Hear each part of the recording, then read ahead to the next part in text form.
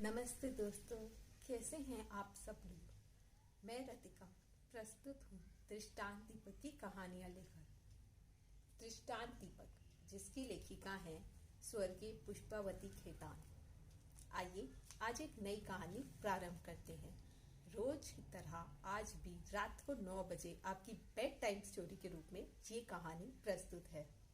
सब भाग्य का खाएं। एक आदमी के 4 पुत्र थे। अपनी पत्नी के मृत्यु के बाद उसने अपने पुत्रों को पाल पोस कर बड़ा किया और उनकी शादी कर दी। उसके पास खेती बाड़ी का काम था और किसी चीज की कमी नहीं थी। जो बड़े भाई थे वे तो बहुत मेहनती थे और हर समय काम काज में लगे रहते थे। दोनों छोटे बेटे निकम्मे थे और कोई भी कामकाज नहीं करते थे। एक बार बड़े बेटों की पत्नियों ने सोचा कि हमारे पति तो सारा दिन काम करते हैं और दोनों भाई हराम का खाते हैं, तो उन्होंने अपने मन में अलग होने की ठान ली। उन्होंने ये बात अपने पतियों को भी समझा दी। दोनों भाई अपनी पत्नियों सहित अपने पिता के पास गए और उनसे बोले कि हम तो अलग होना चाहते हैं। हम लोग की मेहनत करते हैं और ये दोनों छोटे भाई हराम की खाते हैं। हम यह बर्दाश्त नहीं कर सकते। पिता को ये बात सुनकर अत्यंत दुख हुआ। उसने एक उपाय सोचा। फिर वह अपने बेटों से बोला, तुम लोग यदि अलग होना चाहते हो तो हो जाओ, परंतु अलग होने से तुम्हें मुझे तीर्थ यात्रा करा लाओ। उसने अपने बेटों से कहा कि एक शर्त है कि मैं यहाँ से एक भी पैसा खाने व खर्चे को नहीं लेकर जाऊंगा। तुम लोगों को वहां पर बारी बारी से मेहनत करके कमाना होगा। इस बात पर सब लोग सहमत हो गए और सब लोग तीर्थ यात्रा करने चल पड़े। वे चलते चलते एक शहर में पहुंचे। वहां लोग धर्मशाला में ठहर गए। अब वहां पर सबसे बड़े बेटे ने कमा कर लाने की बारी थी। वह सुबह सुबह ही काम की खोज में निकल गया।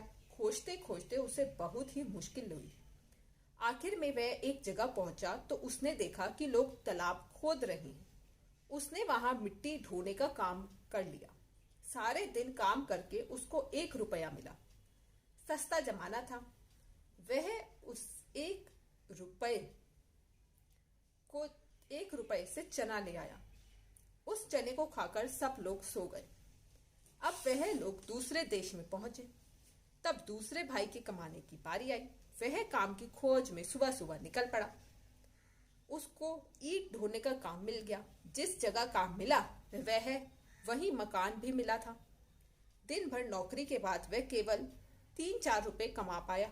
उन रुपयों से सबने रूखी रोटी बनाकर खाई। अब वह तीसरे शहर में गए। वहां पर तीसरे भाई की बारी थी। उसकी पत्नी को तो रात भर चिंता लगी रही कि उसने पति को एकदम सुबह उठाने की कोशिश की, परंतु वह नहीं उठा। वह आराम से 9 बजे उठकर तैयार हुआ और टहलने निकल गया। टहलते टहलते वह नदी के किनारे पहुंचा। उसने देखा कि नदी तट पर बहुत भीड़ जमा थी। जब उसका कारण उसने पहुंचा तो उसे मालूम हुआ कि वहां के राजा ने ऐलान किया है, जो आदमी इस हाथी का वजन बता दे उसको 1 थैली सोने की मोहरें दे दी जाएंगी। ये सुनकर उसने कहा, यदि मैं बता दूं तो मुझे क्या मिलेगा? तो उन लोगों ने कहा कि हम लोग आधा आधा बांट लेंगे। यह सुनकर मैं मान गया। उसने उन लोगों से एक नाव में बालू भरने के लिए कहा। जब नाव बालू से ऊपर तक भर गई तो उसने लोगों से कहा कि तुम लोग अपने राजा को बुला लो, मैं इस हाथी का वजन बता दूंगा। वह लोग राजा को बुला लाए। उसने राजा को एक नाव का जितना वजन है उतना ही हाथी का वजन है। यह सुनकर राजा बहुत खुश हुआ। राजा ने उसको 100 मोहरें इनाम दे दी। उसने उनको आधी मोहरें दे दी।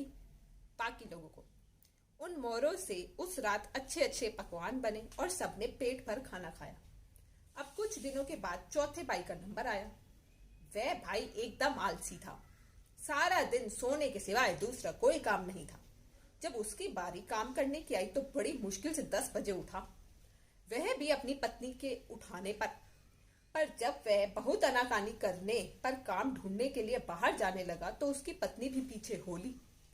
उसकी पत्नी को डर था कि कहीं वह फिर से जाकर सो ना जाए। सच में वे रास्ते में एक बगीचा मिला और वहां जाके एक पेड़ के नीचे लेट गया। थोड़ी देर के बाद उसको पैर में कुछ चुभने लगा। लेटे लेटे ही वह जमीन को पैर से कुदेरने लगा, जिससे जो जमीन में चुभ रहा था वह हट जाए। वहां काफी देर तक कुदेरता रहा और उस जगह पर छोटा सा गड्ढा हो गया। उसने अपनी पत्नी को कहा कि वह देखे उसके अंदर क्या है। उसकी पत्नी ने जब देखा तो पता चला कि एक पीतल का बर्तन था और उसके अंदर सोने की मोहरें हैं। उसने अपनी पत्नी से कहा कि तुम कोई आदमी बुला लो और वह बर्तन ले चलेगा। तब उसकी पत्नी एक आदमी को बुला लाई और वह आदमी बर्तन को धर्मशाला ले गया। उसका पति उसके पीछे आराम से चलते चलते वापस धर्मशाला पहुंचा और धर्मशाला में अपने पिता को मोहरें दे दी। पिता ने उस दिन ब्राह्मण को भोज कराया और दान धर्म किया। जब सब तीरथ से घर वापस लौट कर आए तो लड़कों ने पिता के बड़े भाइयों को बुलाकर पूछा कि वे अब भी अलग होना चाहते हैं क्या, तो उन्होंने मना कर दिया। पिताजी ने उनको ये शिक्षा दी कि सब अपने भाग्य का खाते हैं, किसी का भाग्य अच्छा होता है, किसी का नहीं। यह सुनकर बड़े भाई बड़े शर्मिंदा हुए। इससे आप क्या समझे दोस्तों? क्या मेहनत करना छोड़ देना चाहिए? नहीं, आपको अपनी मेहनत करनी चाहिए और जो भाग्य में आए उसको फिर सहज स्वीकार करना चाहिए, उसको ठुकरा नहीं देना चाहिए।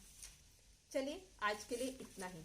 कल मिलेंगे 9 बजे एक नई कहानी के साथ। तब तक के लिए नमस्कार। हरिओम।